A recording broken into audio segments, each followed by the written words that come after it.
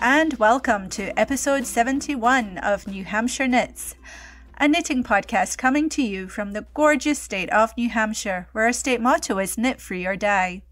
Today is January 19th, 2018. Happy New Year, and I'm your host Claire. This episode is sponsored by the WoollyThistle.com. The Woolly Thistle brings the best of British yarns to us here in the United States and Canada, and now the rest of the world. The Woolly Thistle has all your colourwork yarn needs, from Jamieson & Smith 2-ply jumper weight, Let Lopi, Ploto Lopi, Tuku wool, and also coming soon, Ovis, etc. Let the Woolly Thistle do the international shipping so you don't have to. Well, hello everyone, how are we out there? It's been a very long time since I got a podcast out, but I'm hoping that with a little help, I will be getting a more regular podcast out to you. Fingers crossed. It's been so cold here. It's been freezing. Of course, everybody knows that quite a lot of the states has been having bitter cold weather. It's finally broken and we have a balmy 30-degree kind of thing now, which is lovely. But during that bitter cold, the chickens were locked up inside with lots and lots of straw and food and water, and we were giving them hot mash and everything. Yeah, it's just been really, really cold. So how are you out there? I hope everyone is well. And so let's get started, shall we? This episode includes Off the Needles, On the Needles, New Hampshire Knits Mitten Cal 2018, a quick little farm chat, Edinburgh Yarn Festival 2018, a Woolly Thistle update, and then we'll wrap it up. Edinburgh Yarn Festival 2018. I'm really excited. I'm getting to go back to this again. I was there in 2016. I missed last year and cried loudly into my pillow about that, but I'm going again this year, so very excited. I'll be traveling with my friend Sarah of Fibre Trek Podcast, and we will be flying over there on the Wednesday and just staying for 5 days, during which time we hope to see a bit of Scotland as well as attend Edinburgh Yarn Festival.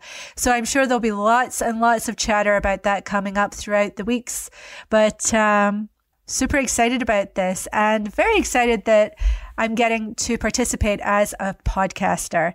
And so I'll be part of New Hampshire Knits will be part of the Podcaster Lounge, hosted by Louise of Knit British and sponsored by Blacker Yarns. So very exciting times ahead. Looking forward to it immensely. So Off the Needles, I'm very excited. I finished my Lovage by Marie Wallen.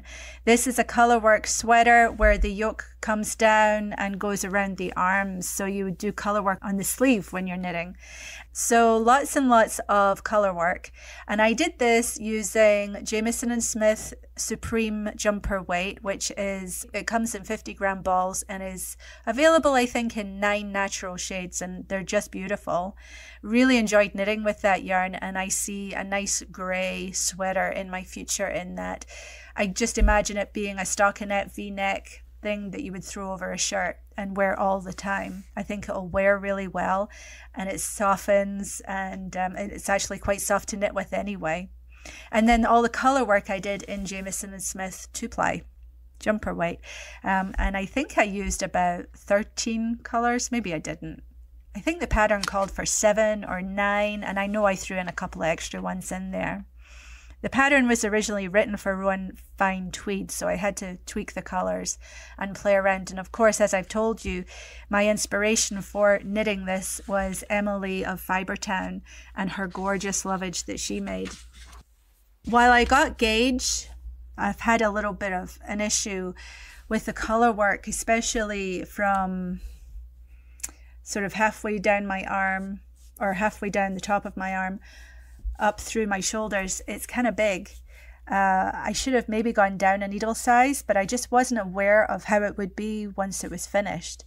So there are decreases throughout the yoke in quite a few places. So there's plenty of shaping, but I think my gauge just got a little bit loose, especially in one band of color.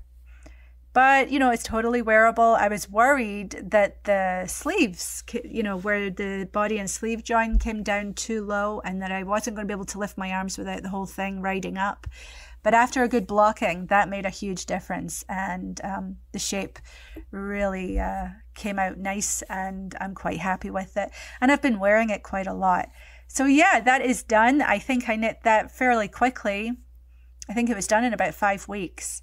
And it was just a really fun knit. I love stockinette. I love plain stockinette, and there was plenty of that. But about half the sweater was color work, and I really enjoyed that. That was fun. The motifs in it were quite small, so there wasn't a lot of having to catch floats. So it was quite quick as well. Also off the needles, I finished the candy cane socks, and I knitted these in West Yorkshire Spinners Candy Cane. That was their Christmas yarn this year. Very festive green, cream and red stripes. And I started these socks for myself, but they actually fit my daughter, so she got them for Christmas. And it was just a 64 stitch top down afterthought heel vanilla sock.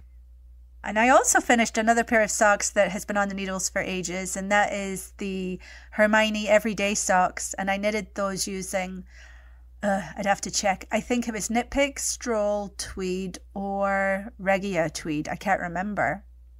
And I started those for myself, but they came out really large. And so because they were top down, I could extend the foot.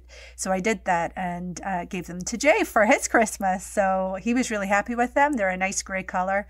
And with that bit of texture, they're just a little bit more interesting, along with the tweedy bits as well.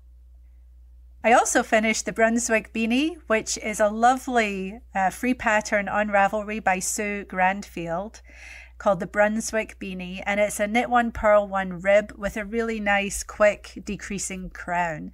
And he loves his new hat. And I'm really sad, I didn't think of it till after I'd finished, but I love it when a beanie has a contrasting color cast on, and then you just go with the main color after that. And I didn't do that for him. However, I have cast on another Brunswick beanie. So we're moving on to On the Needles, and with that I'm using Berlin Yarn's Speckled Hen, which is her marled yarn. One strand is Hebridean and one strand is Cheviot, which is a very Scottish sheep as well. And so it's a marled, lovely brown and white marled yarn. And it's the last ball that I took out for myself of her DK white. So I'm knitting Jay the Brunswick beanie in DK white. And I had some brown Hebridean left over from my sweater. So I cast on in the brown, and then I'm knitting up using the marled, and I love how it's knitting up. I'm really, really happy with it. And I'm on the decreases of that. That's a really good go-to pattern, I think, especially if you're a continental knitter. So ribbing is not a big deal. I'm finding it really enjoyable and quick, and I think if I need to knit up a quick gift or a hat for somebody, that's probably the one I'll go to.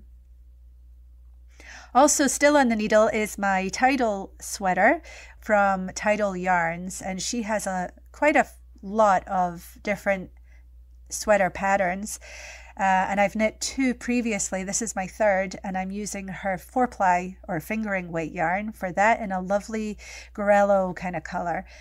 And that's really only seeing any action when I'm in the car or when I don't feel like knitting something else. I'm quite a long ways on it. It's a very vanilla kind of pattern, and I mean that in the best possible sense. I can pick this up and just knit stockinette round and round and round, and I'm already nearing the bottom of the body. It's a top down. So I'm nearly finished the body, and then I just have a couple of sleeves to do. I don't have problems with Sleeve Island. I don't mind knitting sleeves at all. I do like to knit them first usually though, because then they're done. So maybe I have a wee bit of an issue with them, but I know I'll wear this sweater a lot. It's going to be one of those layering pieces that you can wear with lots of different things. So looking forward to that, but that's only getting attention when I'm not knitting on something else. Also on the needles is the Ingeborg slippers, and I'm really enjoying knitting these. This is from a book of 12 patterns, a digital book called Norse Knits, and that's by Kristen Drysdale, who is also known as Scandi Knits, and I'm just checking that because she might have a slightly different name from that. So I'm looking her up on Instagram, and if you don't follow her, you should. Scandi Work, SCANDIWORK.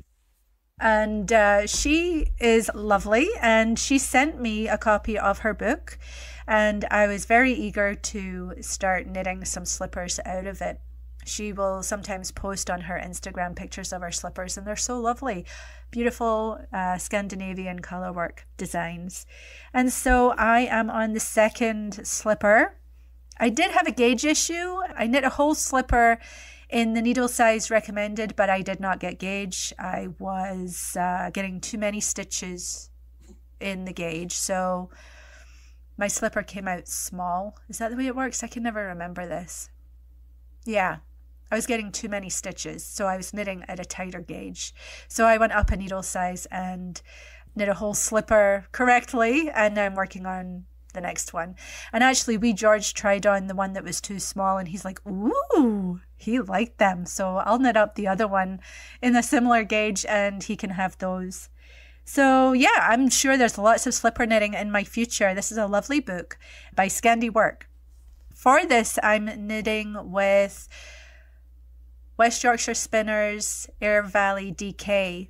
This is a British wool with 25% nylon in it. So it's a fantastic thicker wool sock yarn. And for slippers, that's what you want. So I've been wanting to knit with this yarn, and I'm really enjoying it. It almost has a very sort of smooth, silky quality or a silky feel to it, but it is a rustic woolen yarn. And yeah, I've actually ordered quite a bit more of that for the shop. I've only ever had grey and cream in stock, but I now have a nice bright red as well, and there's lots more coming, which I can tell you about later. So that's all that's on the needles. I definitely am looking for my next sweater knit. I can't decide if it's going to be cables or vanilla-ish, or if it's going to be color work. So I am looking and ruminating on that.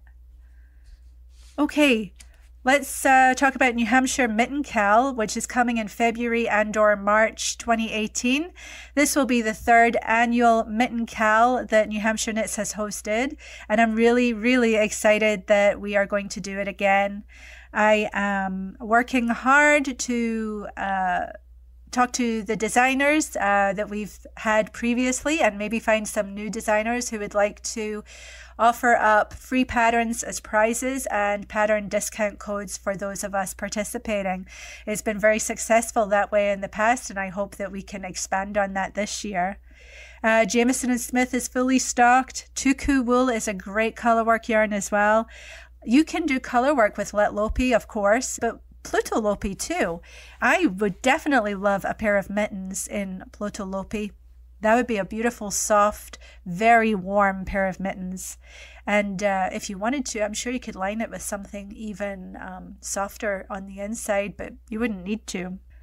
So I'm working hard to have the shop stocked with the kind of yarns we're going to want for the Mitten Cal. And I can talk about that later. So yeah, just mark your calendars. I was hoping for a mid-February start on this, but actually I think I might need to push it back to the end of February because I'm trying to get everything ready, and I just want to be ready before we kick off. You can be thinking about patterns that you want to knit. So get in touch with me if you would like to let me know about a designer that you would like included in this, and I will certainly reach out to them and see about including them in the designer lineup for the Cal.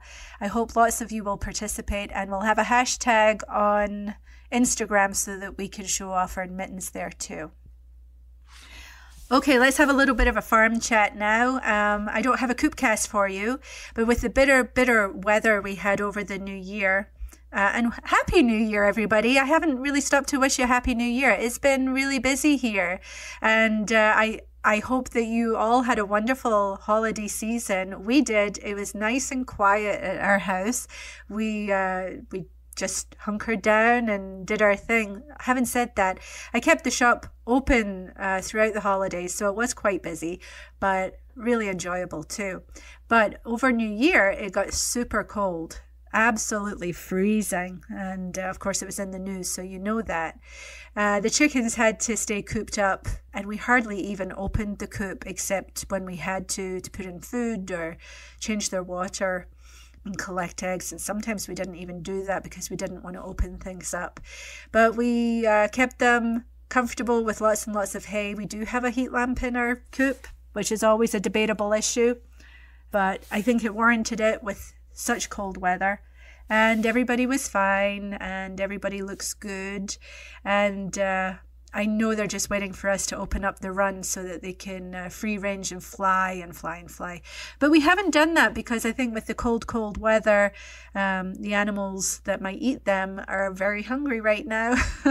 So I don't want to chance losing any more birds. We've had quite a lot of birds lost over this year or last year. Then on New Year's Eve, we got a call from the farmer where we got last year's pigs from. We raise pigs for meat, or my husband does. I have very little to do with it because it's a very difficult thing to deal with on the other end. But she contacted Jay and said, look, I've got a sow that's just had piglets in this cold weather. She couldn't bring them indoors without bringing the mother in, and so she was asking if we would take them and try and help them survive. And of course we said yes, we would try. So Jay went up to the farm and brought home these 5-day-old piglets, and they were teeny tiny. We thought we were going to bottle feed them, but we were actually having to syringe feed them. They were so small, and you know, they were pretty good when they got to us, but they quickly, over the next 2 or 3 days, one by one, would stop feeding and succumb to their system shutting down. And so we lost every single last one of them, and it was just absolutely tragic. They probably just couldn't thrive, having been born in the cold, taken away from their mothers, so you know, trying to feed them with replacement milk, and they just maybe got a little bug, and you know, their system shut down. But it's one of the saddest things I've ever had to deal with, and I have to say I still get choked up thinking about it, because we were holding these babies, you know, in our arms, trying to keep them warm. They would spend the night up in our bedroom so we could check on them. And for none of them to make it was just too sad.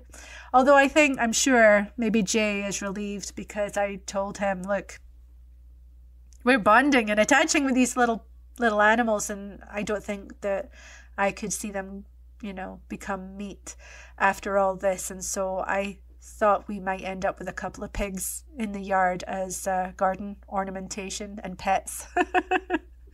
So yeah, it was a little bit hard to start the new year that way, with such a loss and failing, basically. That was really hard. But I'm glad we tried, and if she needed help again, I'm sure we would do it again, but we would do it knowing that the risk was pretty high, whereas I think we were very enthusiastic and gung-ho that we could do this, and of course I'm a bit more realistic about that now. Okay, let's move on to a shop update. As always, the shop is doing really great. I've been hugely busy, so thank you for that. I really enjoy getting your orders. I enjoy hearing from you. I've had lots of emails asking for help with color selection and things like that, and that's never a problem. I'm happy to help you. So if you have questions, go ahead and get in touch. Even on the website, there is a message me button, and that's for Facebook messaging. So if you click on that, I will try to get back to you right away. I try to have a really good turnaround on those. And if I see a message pop up on my phone, I will answer it. Yeah, so let's see, stocks are pretty good. I'm keeping up with things. Blacker is quite low throughout everything I have. So I've got some, but not of others. And I actually just put a big order into Blacker today that should see me fully, well, as full as can be, stocked with Samite, Swan in most of the colors I carry, both in 4-ply and DK. There's no more mohair to be had right now. They need to spin that up again. I've got quite a bit of Lioness, 4-ply and DK. BFL Lace White is coming in. I've only got a little bit of Tamar right now. Blacker Classic is looking good, and I'm actually pretty sure I'm going to start stocking their 4-ply. I've always had Blacker DK, Classic DK, and I'm looking to stock the full range of colors in 4-ply for that as well. Because you know what? I would love a sweater in that. I have my Glenfiddich sweater in DK, and I really like it. And I think 4-ply would just be even nicer. So I'm going to hopefully have that in the shop soon. So the order to Blacker went in. I'm waiting for my West Yorkshire Spinners order to come. And that will include top-ups on the signature 4-ply yarn. That's the sock yarn that has British wool, 35% of which is BFL, and it has a nylon content as well. I think it's 25% nylon or 20. I don't recall off the top of my head. But yeah, that's a great yarn, and we'll be topping up the Country Birds, the Cocktails, the solid colors, which is Spice Rack and Sweet Shop, and also lots of new colors in Air Valley DK. Topping up in Croft, which is their collaboration with Jameson and Smith, using their Shetland wool, but spun up at West Yorkshire Spinners in a beautiful speckly Aran weight yarn. It's so squishy. I think that yarn would be really nice in brioche. So I'm waiting for that to get here. I just got my order from Let Lopi, and so I will be putting that in the shop today or tomorrow, hopefully, so that stocks will be replenished there, though I think things are pretty good. And what else? Tuku's in good shape, I think. We have Berlin yarn in 4-ply, and that's a brand new yarn. Her Hebridean 4-ply sold out, but I have ordered more, and that should be with us when it gets here. I don't expect that to arrive anytime too soon, but we'll see. But I do have plenty of her Speckled Hen, which is the marled Hebridean and Cheviot blend, and Storm Grey, which is a lovely middle kind of grey colour. And I have plenty of her colours. She has 6 gorgeously organically dyed colours that represent the environment where she has her croft on Burn Array, which is in the Outer Hebrides of Scotland. I have lots of new yarns coming in 2018. I'm not going to tell you who they are, though I did mention Ovis, etc. And follow her on Instagram. She has some beautiful yarn, and she does colour work type yarns too. And I know that she's been working with Skein Deer on her mitten sets. So I wanted in on that a little bit. And so I'm working with her, and hopefully we'll have yarn come in for that next month. And I have a few other irons in the fire, but I'll wait to tell you about those. I wanted to let you know about the Notify Me When Back in Stock button. This is in the shop on the product page. If something's out of stock, you will see a Notify Me button. Click on that, put your email address in, and it will send you an email as soon as I put new inventory in stock. And that way you know when I have it back.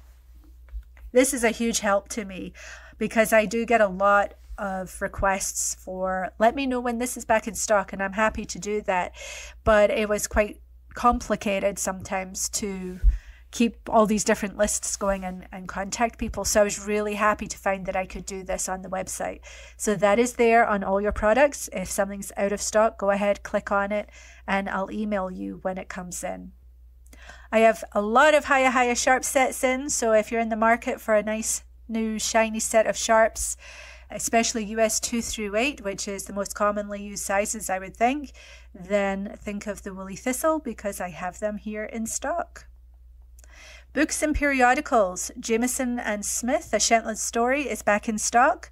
I restocked Lane 3, so that's in, and Lane 4 has been ordered. I know they're getting ready to send that to the printers, so that's coming. Shetland Wool Week is on its way to me. I know it takes a little while to get here, but I will have that back in the shop. Shetland by Marie Wallen. I'm actually getting a bit low on that again, so I'm going to place a new order for that. Hopefully I won't run out in the meantime. North Sea by Marie Wallen is also in the shop. Happit by Kate Davies and Knitwit and Cole Magazine are all fairly new, along with, let's see, Nancy Marchant's Tuck Stitches. That's a great book. And Kerry Westerman's This Thing of Paper sold out. Hopefully I can get more of that, and I will put that in the shop as soon as it comes in. Please consider signing up for the shop newsletter. That's always nice. And then when I get my act together and actually send newsletters, you will get to know what's new in the shop right away. Okay, so that's it for the shop, and it's time to wrap up and say goodbye. But before I do, I want to say thank you to a couple of people who left iTunes reviews. I haven't looked at iTunes for such a long time, and I happened to have a look on my phone, and I saw a couple of new ones. So thank you to Pine Tree Girl. She wrote one of my favorites. I've been listening to Claire's podcast for a while and I love it. I just listened to episode 67 with the very special interview of Meg from Berlin Yarn Company. What an amazing story about sheep, crofting and island life. I will listen to this episode again and again. Thank you, Pine Tree Girl. That was a special day for sure. I'm glad that I was able to have that interview with her. Bad Cat Knits writes that she loves this podcast, but the sound levels are too low to hear. So let me know if that's been a problem for you too, and I'll see if I can address that. I don't know what's causing that. So thank you for those iTunes reviews, and feel free to leave one yourself if you feel that way inclined. That would be great. Okay, so I think that's all that's left to say is if you go out, take your knitting. Bye-bye.